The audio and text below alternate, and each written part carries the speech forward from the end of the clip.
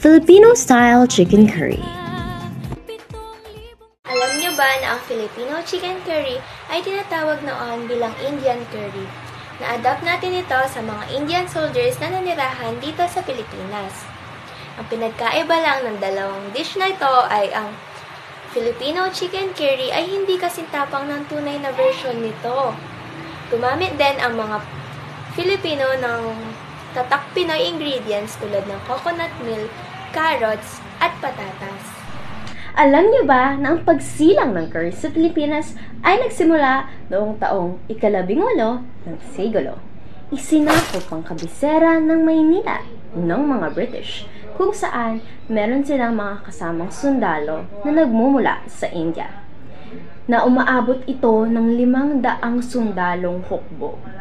Ngunit, nung umatras ang mga British noong taon ng 1756, ang mga sepoy ay bumuo ng isang pag-aalsa laban sa armada ni General William Draper.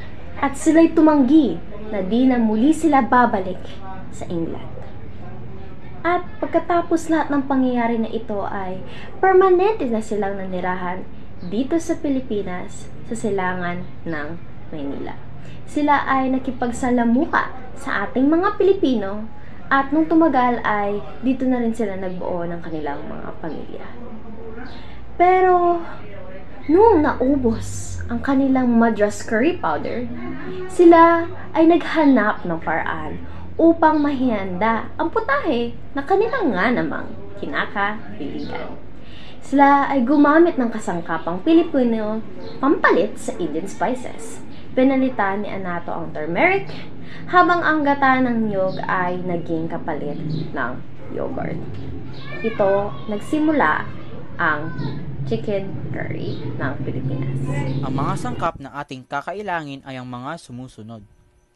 1.5 kilo ng manok, 4 na patatas, 2 asanorya, 1 buong bawang, kalahating luya, 3 sibuyas, gata ng nyog o kaya namang coconut milk sa Ingles, kakanggata o mas kilala bilang coconut cream, paminta at asin, at isang espesyal na sangkop na talagang nagbibigay ng panglasang Pilipino, patis. At ang pinakahuli ay ang curry powder. Ang mga patatas at asanorya ay hiwain ng malalaking hugis ng parisukat. Hiwain ng napakaliit na mga parisukat ang sibuyas.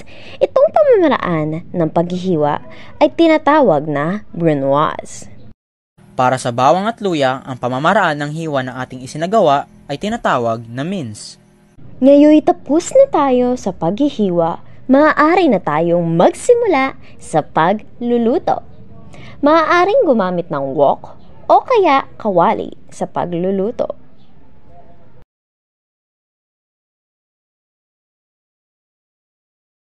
Painitin ang mantika sa napiling kagamitan sa katamtaman na init.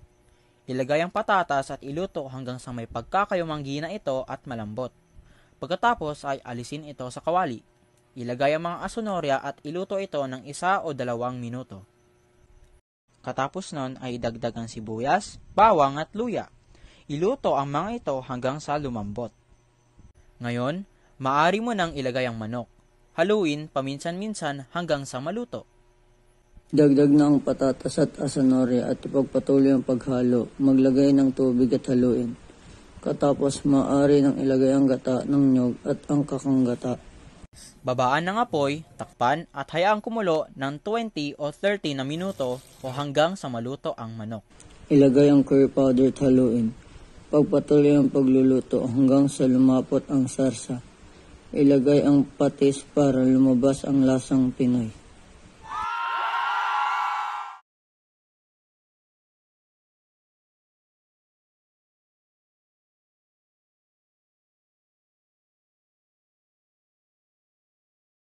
Boy, baka bilisan nyo naman. Boy, kutsilyo to, Benz. Hindi ka pwede mabilis dito.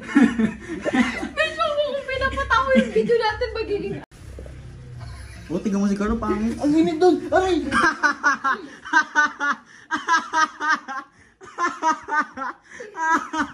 Higo. Dito natin. Uy! Ang lapit na nun! Kung sa'yo, okay lang ba yun? Okay lang. Nasa video girlfriend din niya.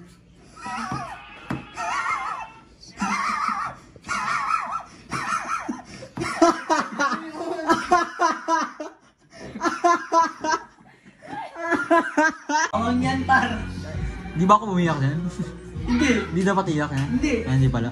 Naalala ko lang siya.